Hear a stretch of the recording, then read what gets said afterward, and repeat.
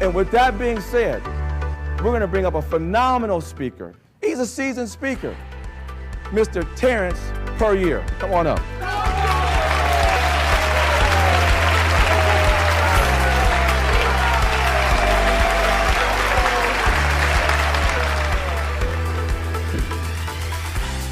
Good morning, everybody. Good morning. Come on, let me feel that a little bit more. I said, good morning, everybody. Good morning. It's good to see your beautiful faces masked up. So, I live with a 10-year-old comedian. Now, she hasn't come out and said, Dad, when I grow up, I want to be a comic. But just based on being exposed to her material, she does have potential for the industry. You seem a little skeptical. Let me tell you one of her best jokes. What does a poor man have, a rich man need, and if you eat it, you die? I'll give you a second to think about it. What does a poor man have, a rich man need, and if you eat it, you die? You give up? The answer is nothing. What does a poor man have? Nothing. What does a rich man need? Nothing. And if you eat nothing, you die. Now, I don't know if I agree with her assessment of humanity, because I can't say definitively that a poor man has nothing, because I don't know what a poor man values. I also can't say definitively that a rich man needs nothing, because I don't know what may be lacking in his life other than money. I can probably say with a certain amount of certainty that if you eat nothing, you die. I'll give her that one. So she's good. But I got a better one.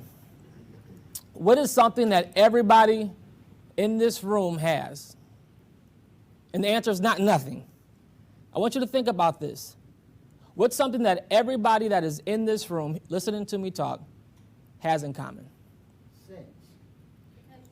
Potential. I'm hearing some good answers. Life. Avoidance. Freedom. Say that. Freedom. Everybody in this room has some connection, some association, some relationship with the idea of freedom. My name is Terrance Puryear, and today I'm going to tell you 3 things that all leaders should possess in their leadership. Number 1, they should add value. Number 2, they should solve a problem. And number 3, and most importantly, in some way, they should promote the idea of freedom. Number 1, adding value. What is value? What does it mean to add value? Value is your contribution. Value is the thing that you bring to the table. If you're being considered for a promotion, career advancement, you're trying to get more clients, the number 1 thing they're looking for is how do you add value? Too many people are so impressed by their resume. They're so impressed by the things that they can just do and shine, but not enough people understand the importance of adding value. We're hungry for the positions and the promotions and the opportunities, but we're not passionate about adding value. Come on, say value. Value. The value that you bring to the table is what makes you stand out. I like to say the value is what makes you the choice, not just the option.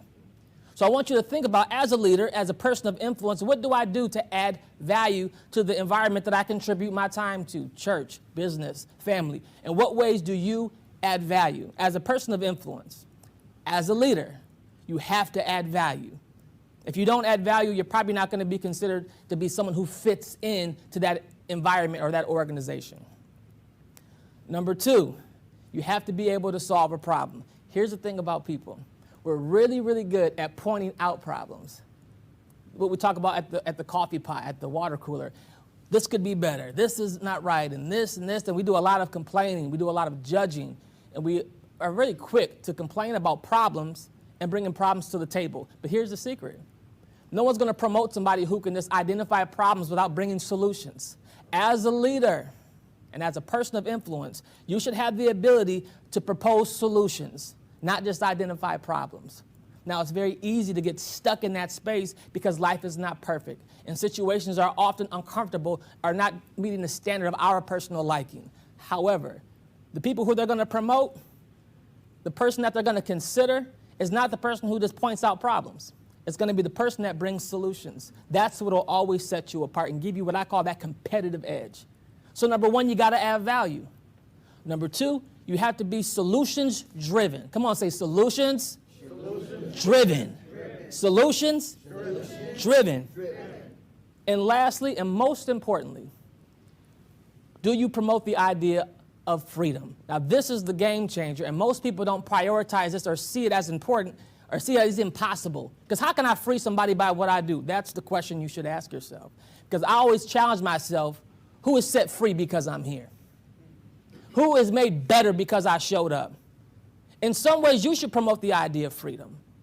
Freeing people from the mindset of poverty because you offered a different perspective.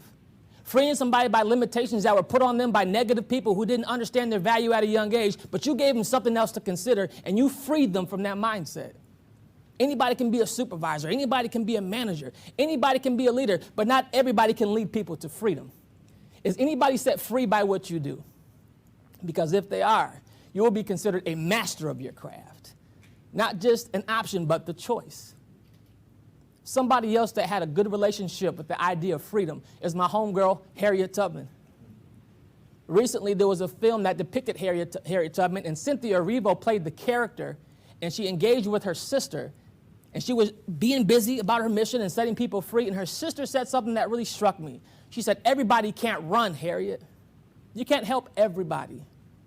I wrote a book called Grow Through It, and in that book, I challenged the idea that you can lead a horse to water but can't make it drink. Raise your hand if you've heard that.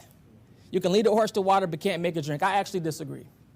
You can lead a horse to water as a leader, but I believe I can strong arm that horse and I can make that horse drink. But what I can't do is make that horse thirsty.